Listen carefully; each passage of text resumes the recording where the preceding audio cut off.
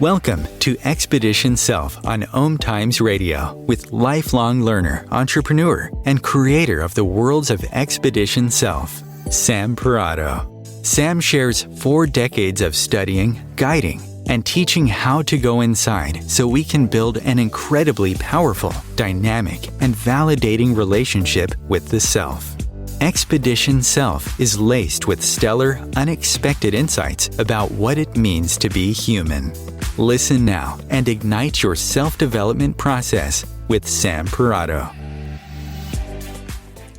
Well, hello and welcome. I am Sam Parrotto, and I'm just going to take you on a little moment here, like whoosh. You've landed on Expedition Self, and I like to think of this place as a getaway to explore you, to dive into who you are and how you develop a more conscious and intentional relationship with the self. I know I'm taking you on a little journey here before I tell you anything else. I picture you arriving on a boat to this otherworldly land set with 3 suns, each a different shade. Tomato red, pinky peach, and orange, and they sit one on top of the other with the largest in the middle. The weather changes are never ending, but in this hour, the cotton-strewn clouds are wafting gently over the disembarking site. So to the right of the dock is a quaint village, like you'd find sitting at the ocean's edge in Capri. Small and large boats rocking to and fro in the bay, buildings painted in every color of the rainbow lining the waterfront street, and a sign that says Talk Town. I know, hang with me, it's almost over.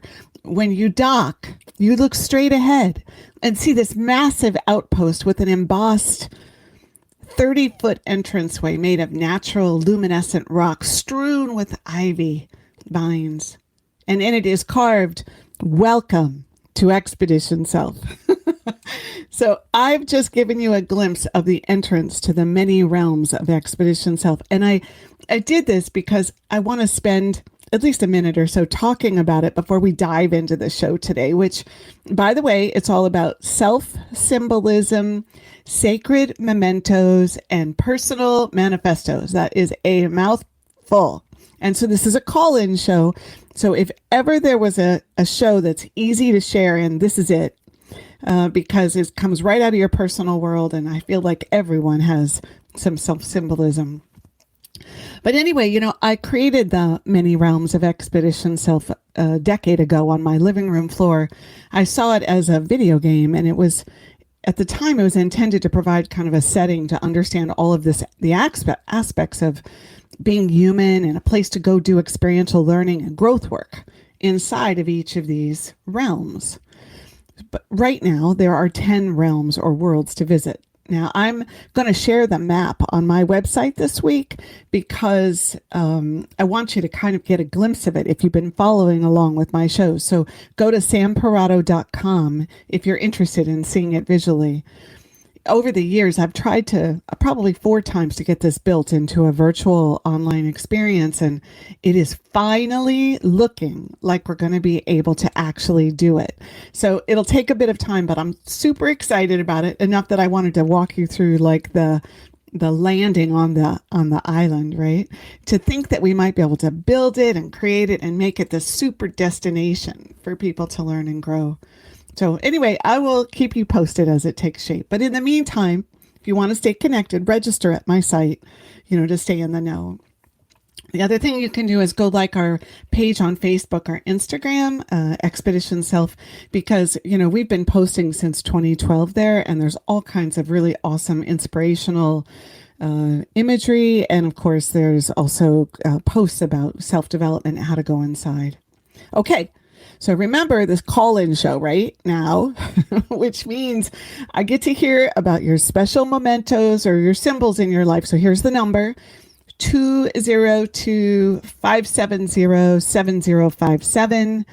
And I've left lots of room in the agenda today for you to call in. So please do. And you're definitely going to want to snag a pencil and paper for today's session because I'm going to be posing questions and walking you through actually how to create a personal manifesto a bit. And it's likely, if you're really with me, that something will show up that you'll want to make sure it doesn't get lost. You want to capture it. All right. So let's dive in. So I want to start by talking about what I think self-symbolism is. So it's anything in the world that brings you into connection with deeper aspects of yourself. You can relate to it as something very spiritual, like the Native Americans do, or the Aborigines do, like a sign of the hidden power of the universe or God, or whatever you believe is higher power. You can think of it as a way your psyche attaches to the physical realm, the one we all occupy. Self-symbolism, it allows you to infuse the mundane life with the sacred, the special, and the noticeable. And it creates an environment where you're on the lookout for objects that hold significance for you. So, instead of going mindlessly through the doing of your life, these symbols can often call out to you as if they were intentionally placed in your awareness exclusively for you. So because they have meaning to you, they speak to the heart. And they imply that you're cared about and considered inside of a world that often leaves us feeling unimportant. So each symbol and its appearance marks a special opportunity to remember that you're more than the implementation of some task, the execution of it, right? And in the stopping the action for just this moment, you feel gifted, presented with the acknowledgement that someplace beyond your conscious thought, you are being thought about by the world in which you live. You see, they serve as reminders of moments past or people who have impacted you in some way, or of circumstances when they take you to places along your timeline that every minute, the every day, the every month, or the every year of what's brought you to this very moment, the one you're in right now. So this capacity to whoosh you into a tiny glimpse of your experience in life. Well, honestly, it makes self-symbolism one of those secret, powerful, and dynamic happenings in our lives. And this is why I want to talk about it with you today, because I think it's possible that while you delight in their appearance, you may not recognize their true importance in your inner growth work. In fact, you maybe even take them for granted. So I'm assuming, as I described the importance of self-symbolism, that your mind started running wild and some of your personal symbols showed up. You saw them, or maybe you had a memory.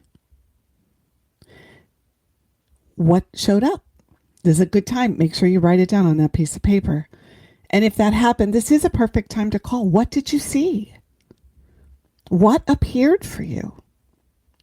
Was it an animal? Or a drawn symbol? Or a type of flower? Or an object? Or a song? You see, that's the thing about this self-symbolism. It can be anything that you've been drawn to that seems to pop up, that demands your attention. Like animals in Native American spirituality, they're known as power animals, often bringing you a message or a reminder, offering you their special medicine.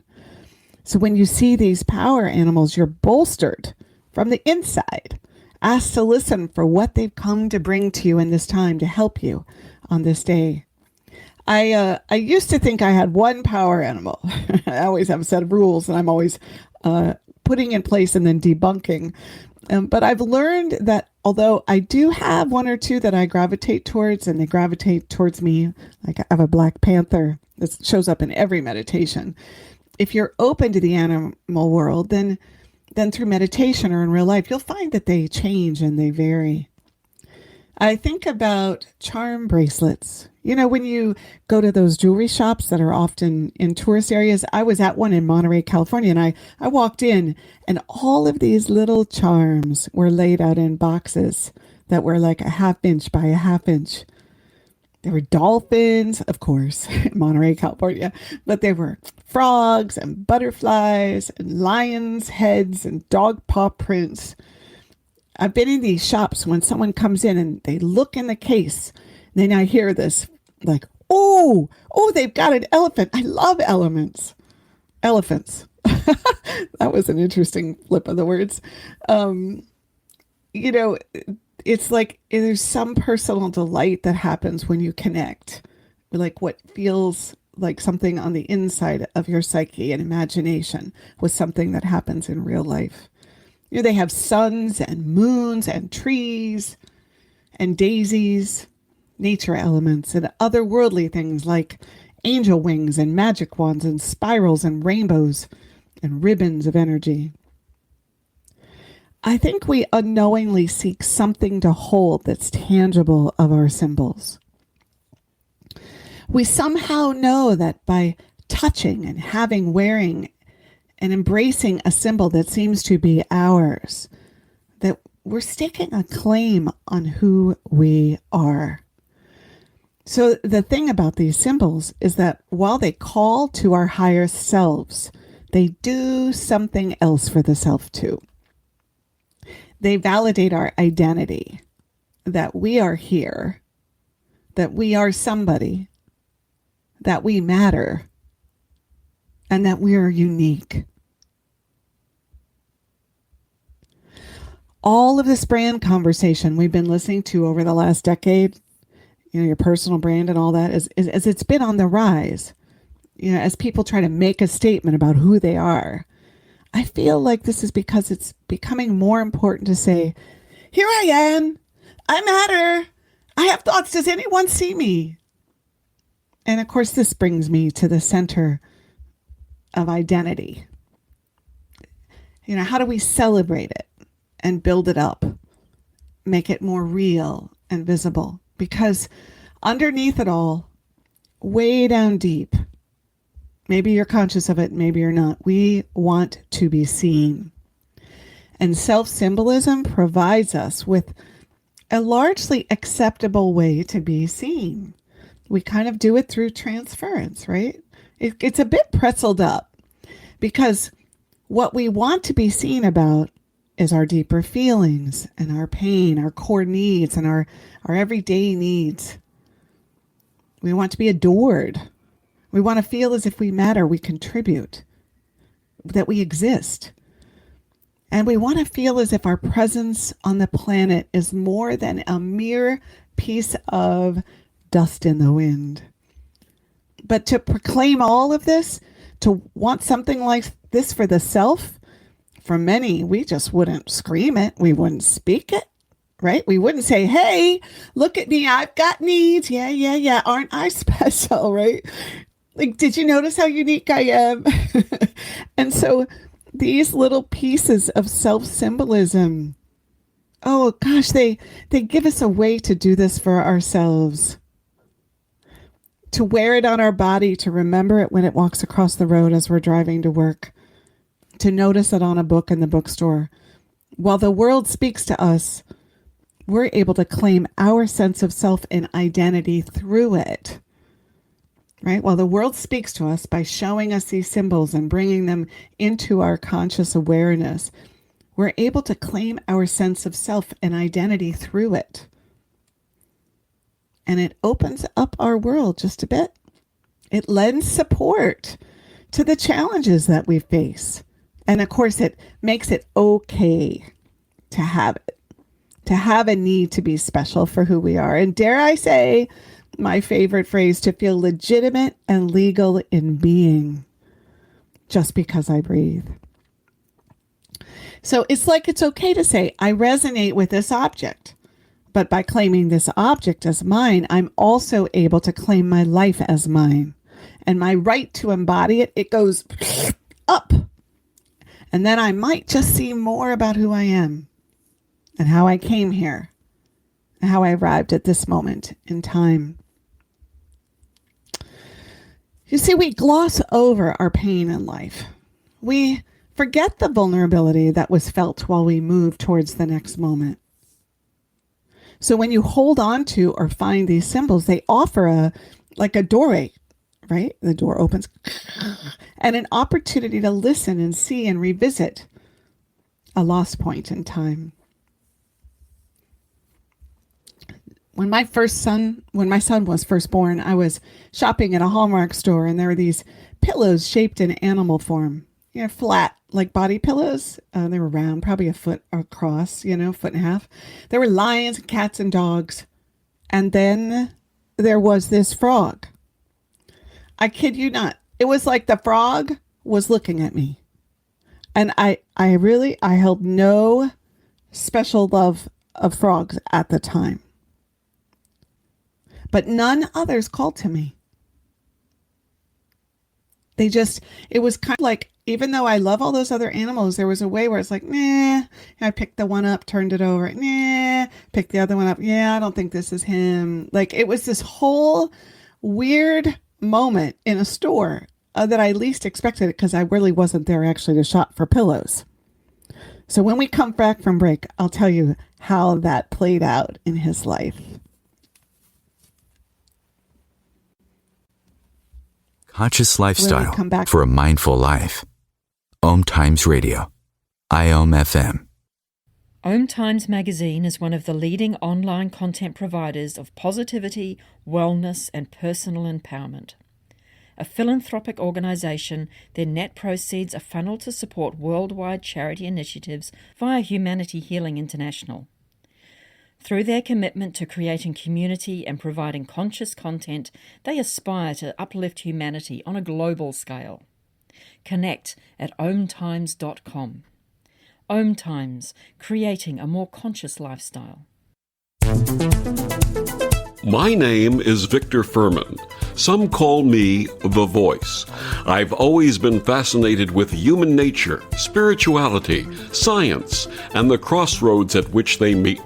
Join me Wednesdays at 8 p.m. Eastern on OMTimes Radio, and we'll explore these topics and so much more on Destination Unlimited. COVID-19, brought to you by CDC and the Ad Council. If you're feeling increasingly lonely right now, you're not alone. It's totally normal. Even though we may not be able to get together in person, connecting virtually with friends and family still gives you a chance to interact with people and may help raise your spirits. Join a virtual book club, set up group text chats, or online video coffee breaks with coworkers. Find more self-care and coping tips at coping-19.org. All right. Well, you are back at Expedition Self. And if you were at the top of the hour, you went along with visualization where we landed on the continent where Expedition Self exists. But we are talking about personal manifestos and self-symbolism. And when we went on break, I was just talking about this frog pillow that was calling to me when my son was really a newborn. So none of the others called to me. So you can bet, I'm sure you already figured this out, I walked out of that store with who would soon be known as Bubbles. And so the other day, right, holiday, my son is home from college and he's going through his backpack as he's getting ready to leave. And he reaches in and he pulls out this little tiny frog figurine, like maybe an inch across. Excuse me. And then he digs down and he pulls out another one. And this one's actually a little smaller. And I'm surprised because he now makes sure he carries frogs with him. And yes, Bubbles is still in his life. And at the time, I did some research about frogs, and it said that they represent humor and lightheartedness and kind of this inner joy. The frog energy is very powerful because it doesn't like punch you in the nose to reach your heart. It finds its way through unexpected laughter. And, you know, as he grew up, it was so interesting. I'd look at him and I'd say, where did your sense of humor come from? Because I don't think I have much of one. And so these frogs, they became part of his identity. And they remind him that he's here and that he has a right to occupy himself. And frogs, bubbles, and the many others he's collected, they help him do this. They help him claim who he is. Even our backyard in the spring is so loud with all the frogs caught up in the mating season. When we moved to this house, I had never heard so much noise, and I chalk it up to him. So there's something else you can do with these symbols that I'm talking about, and that is you can listen to them. You can allow them to speak to you, to help you understand yourself or a situation better. You can simply say, what do I need to know? Or what is it I'm supposed to be remembering today? When I was a little girl, I loved miniature things of any kind, particularly little miniature dolls and boxes. So troll dolls, tiny boxes, little envelopes. You know, right now I have a troll doll always sitting right next to my computer. And, you know, when the conversations with clients get a little too challenging, simply looking at my troll doll, maybe I even play with it, I'm brought back to a place where it all doesn't have to feel so real and heavy. I even look at that troll doll and say, well, what should I do now? And I get answers. You know, I have so many gifts from my mom that are miniature. Each one holds a different memory, brings a different set of feelings, and helps me connect to a different circumstance or time in my life. And this helps me grow. It helps me to stay in relationship with all of me, the past, the present, and even the future, because the more I can really clear the way in the past and truly unbind bound up internal spaces, well, the more I can create the future I want. Right now, actually, I'm looking at a miniature glass chest given to me by my mom today, no bigger than 1.5 inches across, and she added purple flowers, right? Just to kind of ground me in who I am. I'm going to stop for just a second and let you know, when I first started the radio show, it just brought up these incredible feelings of loneliness when I would sit on the radio and there wasn't somebody sitting across from me. All these little miniature things like the troll doll and that box, they got me through it. It took me, I think, 8 or 10 of the shows to stop really like feeling so alone as I did it. So, okay, there's another thing here. And by the way, I want to tell you the phone number again, because I'd love to hear from you about these symbols. 202-570-7057. All right, play. Symbolism helps us play. And let's face it, most of us have way too much going on to remember we're supposed to be playing in life and experimenting and allowing moments to unfold rather than chasing after them. And so this is something that's really important inside of our messages that are brought to us by these objects and things we identify with as self-symbolism. Part of the listening and allowing them to communicate with and through us, it's also to make room for what doesn't always look real or scientific or true or credible. Yeah, these symbols, they help us to stay connected to a world that we don't control or dictate how it goes. They help to keep us humble in remembering that there's more going on than we can possibly know. Now, I know this seems like the exact opposite thing that the identity piece would suggest, right? I am here, I matter, I am seen. But that piece is about bringing what's in the depths of our sense of self to the fore. This piece that I'm talking about has to do with reminding us that there is more to life and the world than we can possibly know. All of this great wisdom packed into one tiny troll doll. And much of it is beyond words. It communicates with our subconscious. It makes contact with the emotional level of the self. You see these pieces of self-symbolism are essential parts of our life experience, and we don't even realize what a big deal they are. So there's one more piece I want to highlight around self-symbolism. And that is that they offer us the opportunity to feel, particularly when we run across our memorabilia, our note written between loved ones, or a gift given decades ago, a butterfly landing on the kitchen windowsill. They give us an opportunity to feel and grieve and experience the emotions connected with that memory. And although I think everyone talks about wanting to feel, or they like feeling and reminiscing, I really don't think we do. So every time we get a glimpse or a glimmer of, oh, I'm feeling here, we get a little more freedom inside the self to both feel and be free of feelings that hold us in place, that we don't know are really doing that. So self-symbolism can be anything you're drawn to, but it also includes pieces of life that exist in your memory box too. Photos, a menu from a restaurant, rocks. I love to talk about rocks, one of my favorite subjects.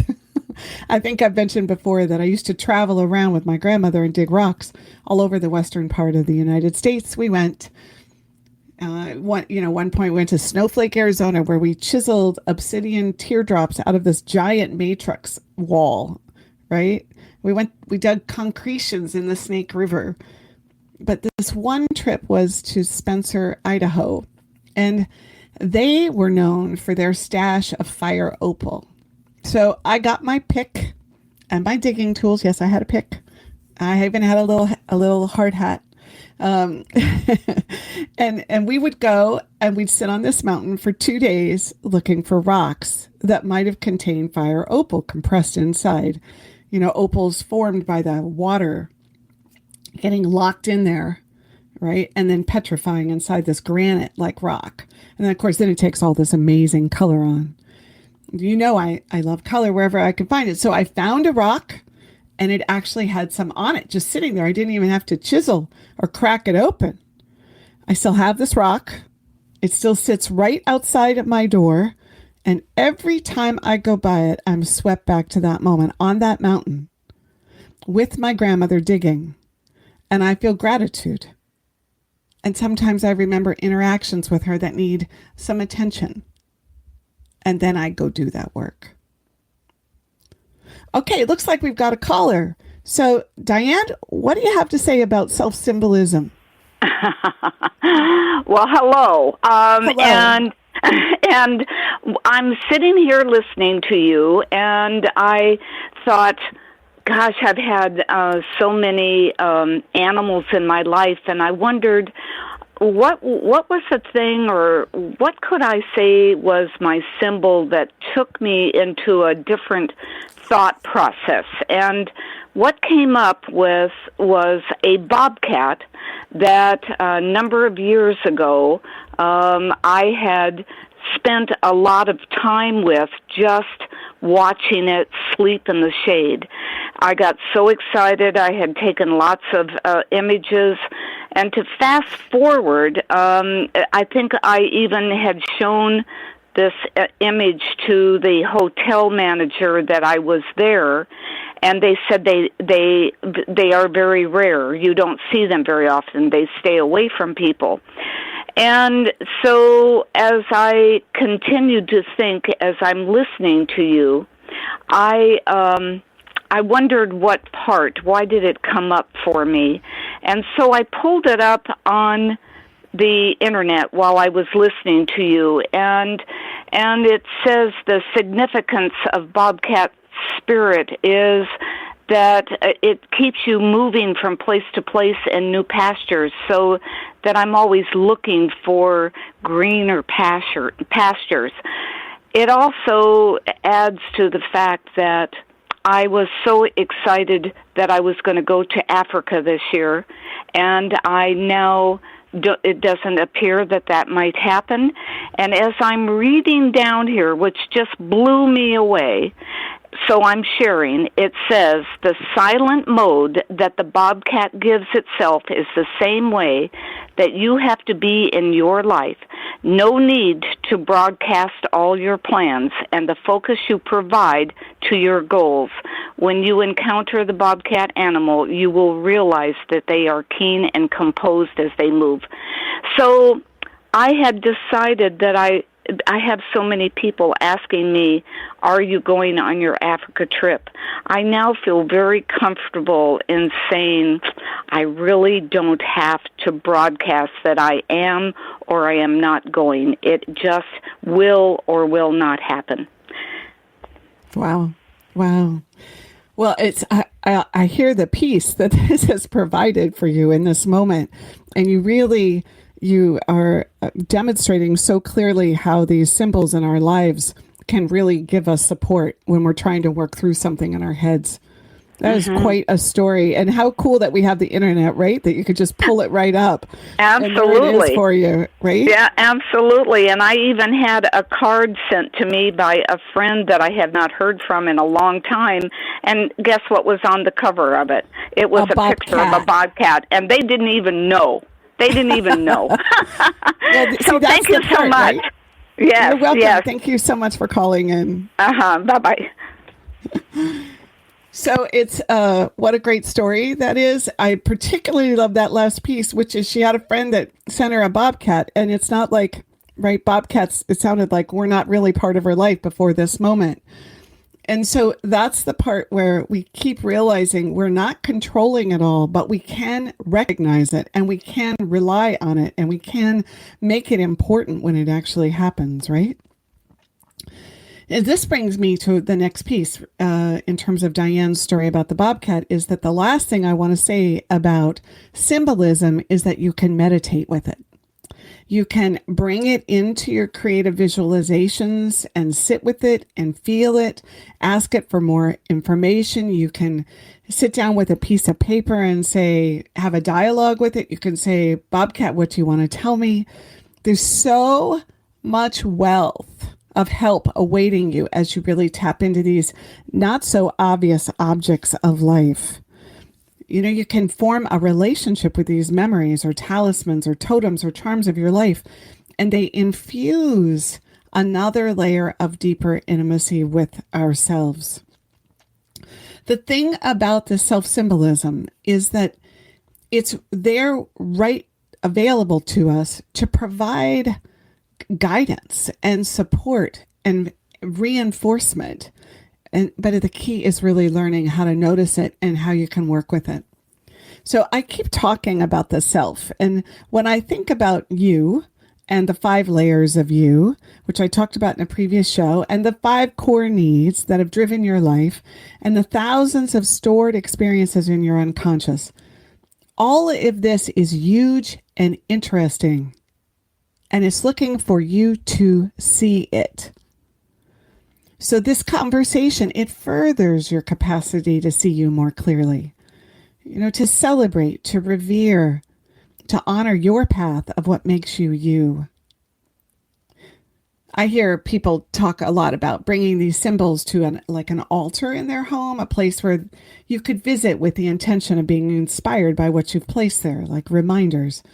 You know, maybe it's an acorn in the fall to remind you that you're moving through the seasons of your life, or a wishbone that you've had since you were 12 to remind you of that holiday dinner. You know, the last one you had with your brother before he went into the military and didn't come home. To making sacred spaces goes hand in hand with valuing and appreciating these symbols in our lives. It's a making room or a making of room for them to contribute and supply you with a bit of added assistance in getting through each day or through each year or through a difficult time or in creating the future that you want. So this leads me to the second half of this conversation, which has to do with how to create a personal manifesto. Now, I'm not going to be able to walk you through every piece of it because, you know, it's really an experiential thing that if I were doing it in a workshop, I might spend 8 hours, right? Walking people through, giving you an opportunity to drop in and pick up some pieces of information, then come back out. But I do want to give you some pieces to work with today. So first, the Personal Manifesto is really the embodiment of creating your own symbolism, generated by you, to make a declaration of who you are and what matters to you and where you're headed. It's a bringing together of all that you are and giving form to it through words and imagery. And it's going to be aided, totally assisted by the unconscious part of you attempting to speak to you. This is so important, as in all creative activities. There's a communication happening between the unconscious and the conscious mind. And since we know that the bulk of what's really pushing our lives from one place to another is housed in that unconscious, creating a personal manifesto means engaging the pathway between one aspect and another aspect of the self. Okay, so when we come back from break, we're going to actually walk you through some of the things you can think about and do to actually move yourself into a personal manifesto.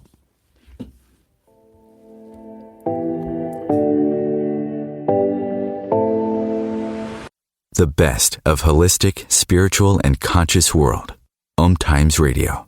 IOM FM. Ascending Hearts is no ordinary dating site, but a spiritual dating site with a purpose, to link you with your soulmate. We engineer the serendipity so you can trust that you will attune with someone that has the same matching vibration as you. Ascending Hearts, the conscious dating site for the spiritually aware. Try Ascending Hearts for free. ascendinghearts.com. Imagine yourself being transported to India, to the banks of the Ganga and an ashram in Rishikesh. Visualize that you are welcome to satsang with an American sannyasi who shares the wisdom of her guru. Your visualization has manifested. Join Sattvi Bhagawati Saraswati for inspiration and transformation every Thursday at 11 a.m. Eastern on OMTimes Radio. If I could be you, and you could be me, for just 1 hour, if you could find a way to get inside each other's mind, walk a mile in my shoes. Walk a mile in my shoes. Walk a mile in my shoes. We've all felt left out. And for some, that feeling lasts more than a moment. We can change that. Learn how at belongingbeginswithus.org. Brought to you by the Ad Council. Walk a mile in my shoes.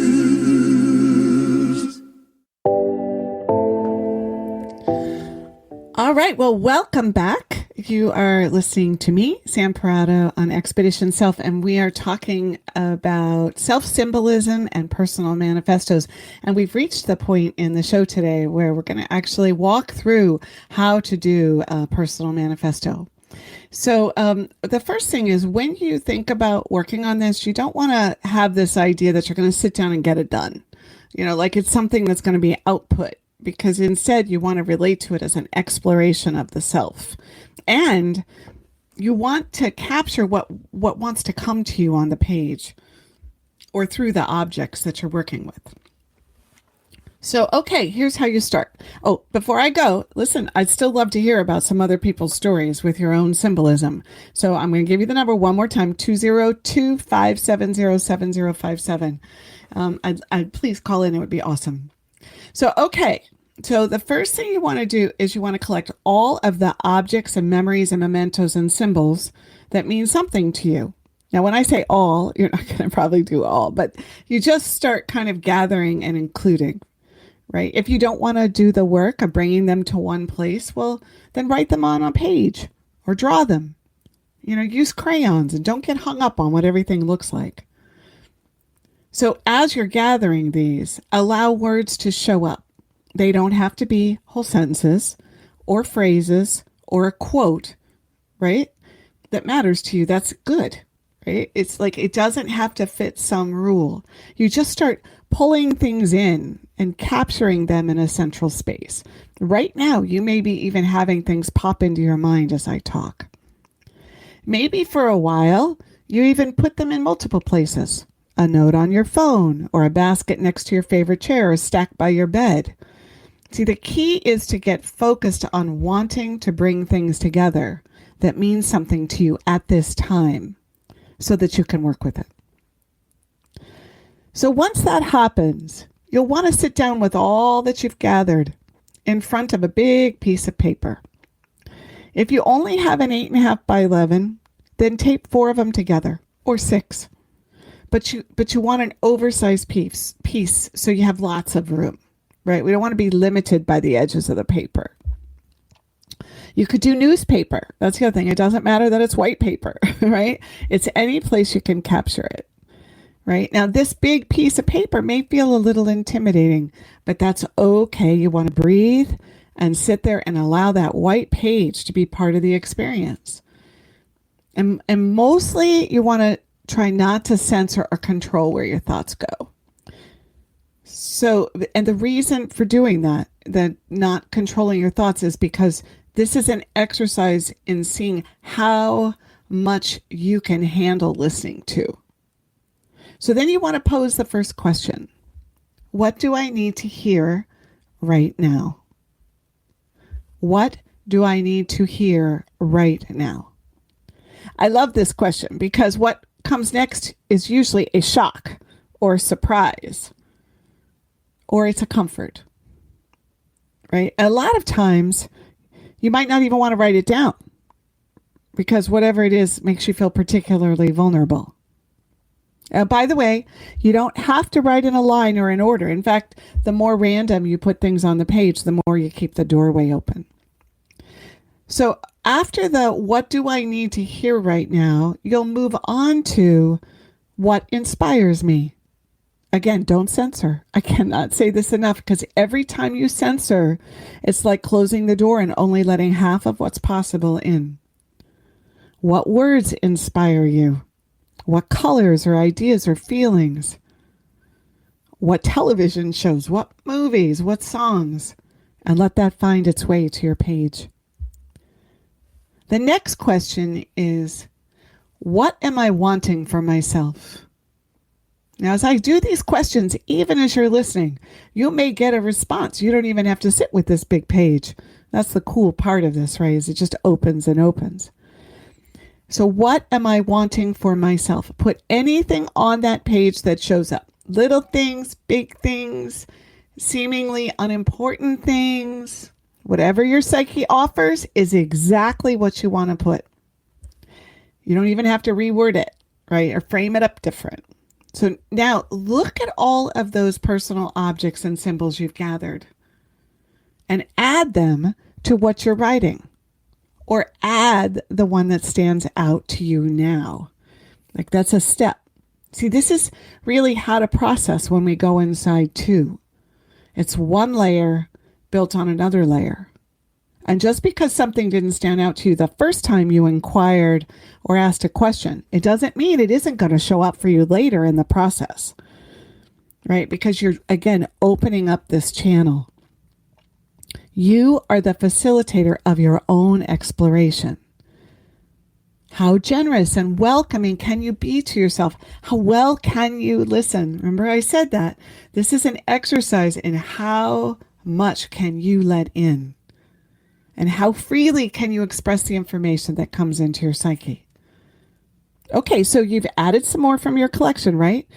So the next question is, what do I need to hear but resist?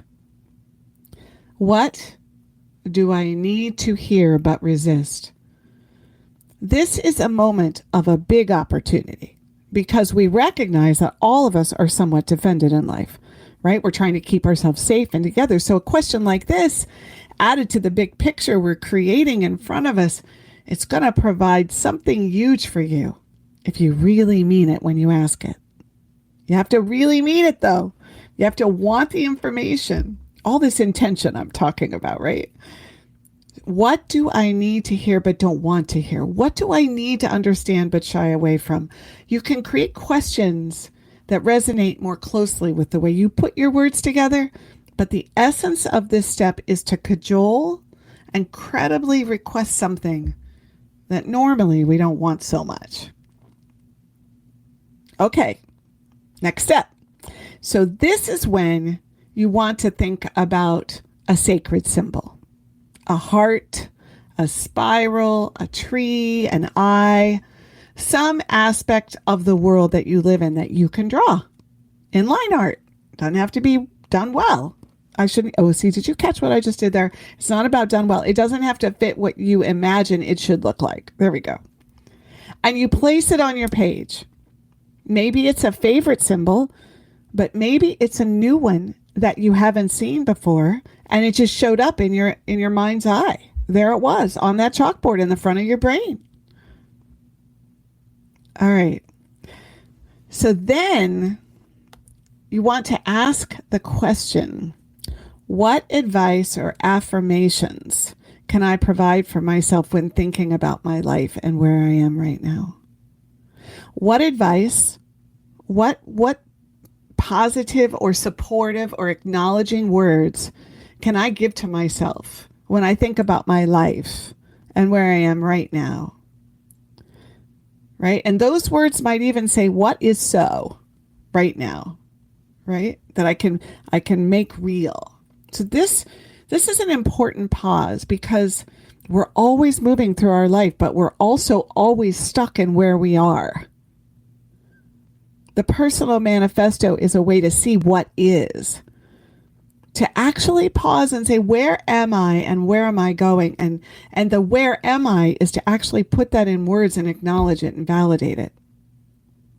Right? Because while we're doing it, we're looking to celebrate, to inside of that acknowledgement and validation, right? Of exactly what is so at this time, even if it's bad news, even if it feels lousy.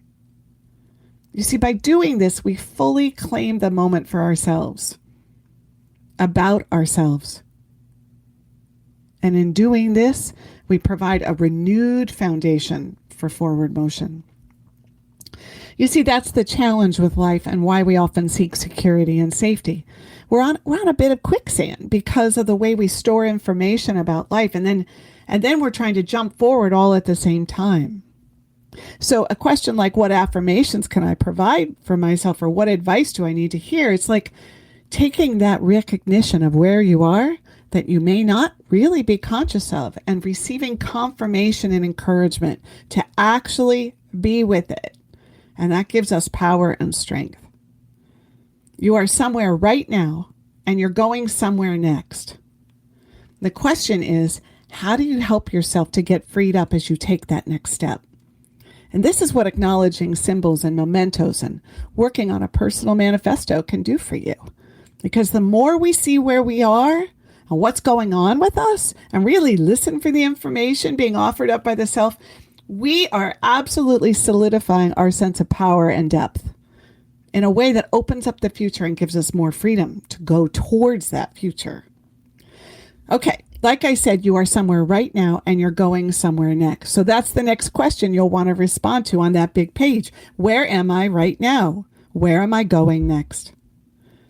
By this point in your personal manifesto exercise, you're probably brimming with feelings or additional thoughts, or even creative possibilities and solutions. So any and all of this should be captured. Maybe you need to stop and cry for a while and journal.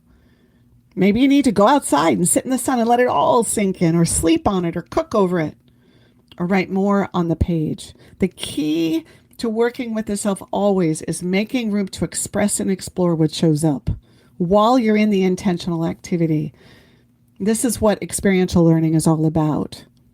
You have a direction, an activity, a thing you're doing, and then you pay attention to what shows up while you're doing it. And if you're really working it, you create room to capture and contain all that unconscious intelligence that wants to make its presence known. Okay, I'm going to assume you've made room for this and you're returning to your big page or your personal manifesto. Maybe it's an hour later or a month. So this is when you start plucking things off of the page. Now you can create an illustration that captures the words. You can write them in a list. You can make one word a larger font than another. You can put them in different colors. You can handwrite them in a box and all the flaps. The key is to lift the things that matter the most. So this is a significant moment because you're really being guided by what jumps out at you.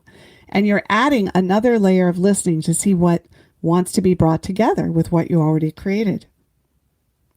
So as you lift what matters most, something is getting built and crafted.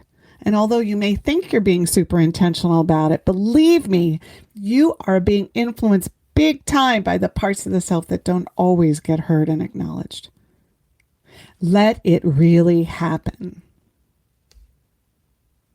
Let it really happen. Give yourself that room. I feel myself getting excited for you to be able to see what happens and what emerges and what it means to you, what it's supporting in your life, and how you might be elevated by the whole thing. Because it gives you an opportunity to really see you and that guidance that materializes from the deeper self. So that's the thing. Today's show is all about acknowledging things that are really outside of what we intend or control. It's the other part of being that might fall in the domain of spirituality or energy or the intangible. But it's also the aspect of life that when we cultivate and care for it, when we truly, truly invite it in and seek it, we're given so much extra encouragement. We're boosted to get freed up and be able to move forward without such a drag on us. We need help. We really do. And it's so easy to buy into the idea that we can control everything. And it's so likely that we don't see all of who we are. Understanding where we are right now, where I've been and where I'd like to go, what would nourish my life, and then giving the time to notice these symbolic objects that show up in my life and your life, and then to spend time working with their messages and their medicine. This is what self-help is. We spend so much time getting the feel-goods by helping others, but really we each need to help. We need help to keep moving forward in our life beyond the doing. You know, self-help is spending time truly getting up and underneath who you are on a conscious level and totally fostering this profoundly intimate relationship with yourself. So I just want to stop here and let you ponder what we've talked about today.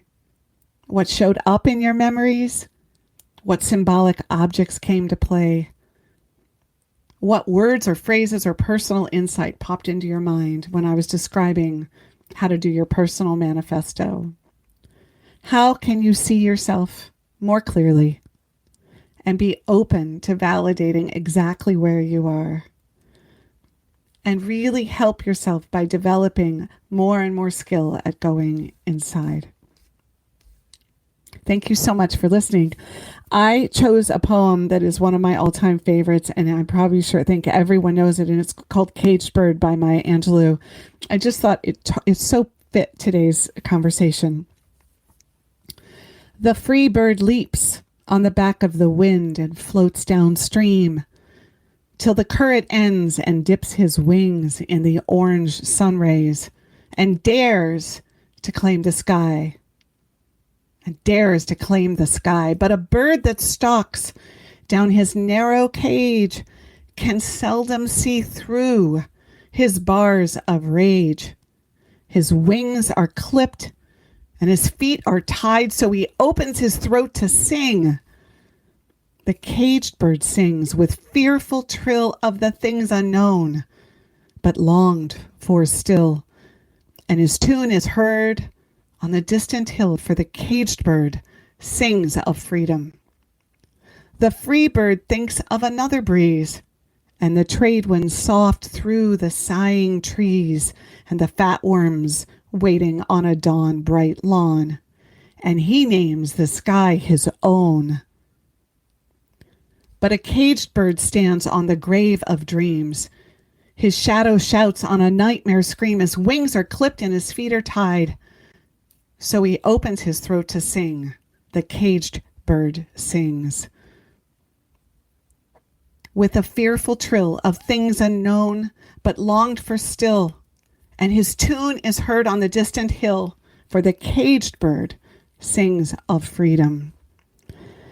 I feel so much like what we're talking about when we go inside the self is the idea of freeing your own caged bird. And the symbolism here is just so perfectly matched up to the things we talked about today. I wish you a wonderful week. Thank you for joining me. I'm Sam Parrotto. Have a great time. Great week.